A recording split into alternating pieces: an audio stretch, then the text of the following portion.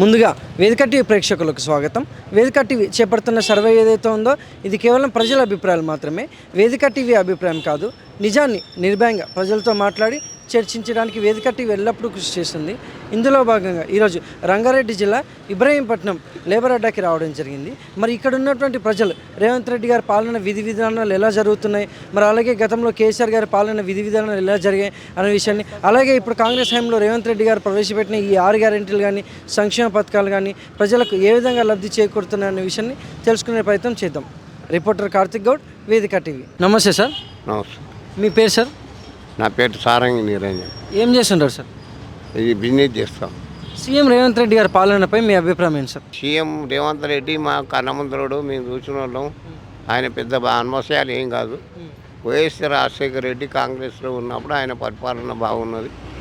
ఉన్న రోజులైనా మంచి చేసిండు. ఈయననేమో ఇవాళ అమాస అంటుండ్రు, రేపు పుణ్యం అంటుండ్రు. ఏది భద్రం మాట పాబంది లేదు. చెప్తున్నాడు నోటికుంటా, మేము అది చేస్తా, ఇది చేస్తా, అది చేస్తా, ఇది చేస్తా అంటున్నాడు. కానీ ఆ చేసేది లేదు, ఇచ్చేది లేదు, ఏది లేదు. ఇప్పుడు మనం ఒకటి వాగ్దానం చేస్తాం సార్, నీకు 2 ఎకరాలు ఇస్తాము, 3 ఎకరాలు ఇస్తాము, 30,000 ఇస్తాము, అకౌంట్లో పింఛన్ 4,000 అన్నాడు. అది సంకన ఆగింది. 4,000 కేసీఆర్ పెట్టిందే 2,000, అదే 2,000 వేస్తుండు. ఇట్లా ఈయన ఉంది. ఈయన వేసేది ఏముంది సార్? ఇప్పుడు కేసీఆర్ చేసే పరిపాలనే. కేసీఆర్ ఏ అడుగుదాడలు అయితే నడుస్తుందో అదే అడుగుదాడలను బట్టి రేవంత్ రెడ్డి నడుస్తున్నాడు. ఆయన సొంత పరిపాలనతో మాత్రం నడుస్తలేడు. అంటే ఆయన సొంతం, నా సొంతంగా కేసీఆర్ చేయందిగా, కేసీఆర్ చేసింది అక్కడ పక్కకెట్టు, నా సొంతం చేస్తున్నా అనే మాట మాత్రం ఒక్కటి ఇంతవరకు లేదు సార్. కేసీఆర్ పోయి ఏమో అండ కూర్చున్నాడు సపోర్ట్ చేయకుండా. ఇది ఎట్లనన్నా అరే ఇక దగ్గర ఇక ఇట్లనన్నా పోతే దొరుకుతుంది అని చెప్పి కేసీఆర్ దాడర్లనే ఈ రేవంత్ రెడ్డి నడుస్తున్నాడు. ఇది కాకపోతే ఏంటంటే పార్టీ ఇడగంత అయింది. అది టీఆర్ఎస్ ఓ దిక్కు, కాంగ్రెస్ ఒక దిక్కు. ఇప్పుడు మనకు కావాల్సింది ముఖ్యమంత్రి రేవంత్ రెడ్డి, కాంగ్రెస్. అందుకు ఇప్పుడు నిన్ననో మొన్ననో బియ్యం, సన్న బియ్యం ఇస్తున్నాడు అని మళ్ళీ అది కొత్త పథకం పెట్టిండు. మరి అది అమలైందా కాలేదా తెలియదు. ఇంతవరకు నాకు అనుభవంతో చెప్తున్నా, ఆయన చేసిన వాగ్దానాలు ఏవి కానీ ఇక్కడైతే బయటికి నెరవేరలే. ఇక్కడ ఇబ్రహీంపట్నం ఎమ్మెల్యే గారు మల్రెడ్డి రంగారెడ్డి గారు ప్రజలకు ఏమైనా సమస్య ఉంటే వచ్చి పరిశీలిస్తుంటారా?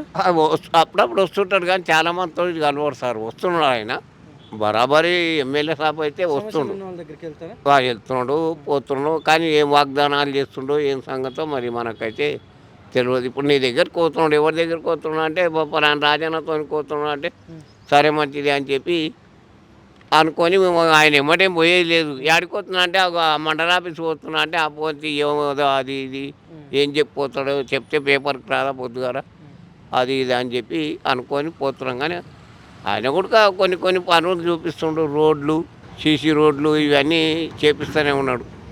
మరి గతంలో కేసీఆర్ గారి పాలనపై మీ అభిప్రాయం ఏంటి సార్? ఆయనకి సూపర్ పరిపాలన ఆయనది.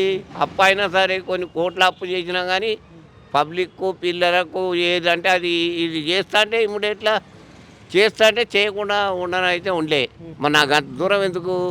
ఆ నోమల నరసింహయ్య చచ్చిపోతే కొడుకుని లీవ్ పెడితే బుధం మీద చేసి నీకు కంపల్సరీ భగత్ని గెలిపియండి, నేను మీకు ఈయన కాకుండా నేను స్వయంగా ఈయన గెలిస్తే నేను వచ్చి మీకు ఇస్తా అన్నాడు. అన్నీ ఏంటేటివో చెప్తేవి, 4,000 వేస్తా అంటివి, ఏంటివో 6 గ్యారంటీలు ఇచ్చేవి. మళ్ళీ ఇప్పుడు ఏదో సన్న బియ్యం అని నిన్న మరి జోకిరో జోకలేదు తెలియదు. అది కొంతవరకు అయితే ఆయన అయితే మొత్తం కింది మీద వారమే ఉంది సార్. ఇప్పటి వరకు అయితే ఇంకా 4 ఏళ్ళు 3 ఏళ్ళు ఉంది.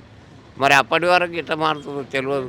3 ఏళ్ళు ఉంది. మరి అప్పటి వరకు ఏం మారుతారో, ఈ రేవంత్ రెడ్డి ఏం ఫిట్టింగ్ పెడతాడో తెలియదు. మరి కేసీఆర్ వాడిని వండబెడతాడా, మరి రేవంత్ రెడ్డిని వండబెట్టి కేసీఆర్లు వేస్తాడో తెలియదు. Thank you sir. ఇది సార్ నా